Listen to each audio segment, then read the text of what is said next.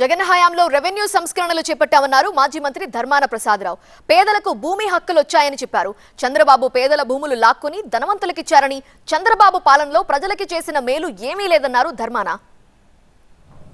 Britishers 100 సంవత్సరాల క్రితం ఈ రాష్ట్రంలో సర్వే నిర్వహించినప్పుడు భూమి కలిగినటువంటి రైతు తెలియకో అమాయకత్వం వలన ఆబ్సెంట్ అవ్వడం వలన వారు సర్వే చేసినప్పుడు చుక్కలు పెట్టేశారు. ఆ భూమి ఎవరిదో తెలియక.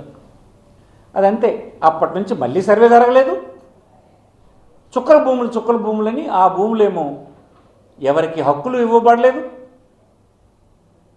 ఆ ఆస్తి మీద ప్రభుత్వం బ్యాంకులు ఎలాంటి రుణాలు ఇవ్వబడలేదు.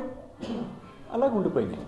ఈ రాష్ట్రంలో అప్పుడు కాంగ్రెస్ ప్రభుత్వం, ఇప్పుడు జగన్మోహన్ రెడ్డి, ఇంతకాలం తర్వాత జగన్మోహన్ రెడ్డికి తప్ప ఒక్క రెవెన్యూ సంస్కరణ బీద ప్రజలకు, సామాన్యమైన రైతులకు ఉపయోగపడే ఏ నిర్ణయమైనా, ఏ చట్టమైనా మీ ప్రభుత్వం తేగలిసిందా? మీరే రెవెన్యూ మంత్రిగా చేశారు, ముఖ్యమంత్రిగా 4 సార్లు చేశానంటారు. మీరు చూసుకోండి మీ ట్రాక్ రికార్డు. ఒక్క నిర్ణయం అయినా మీరు బీదలకు అనుకూలంగా చేయగలిసారా? చెప్పండి, చేస్తే చెప్పండి.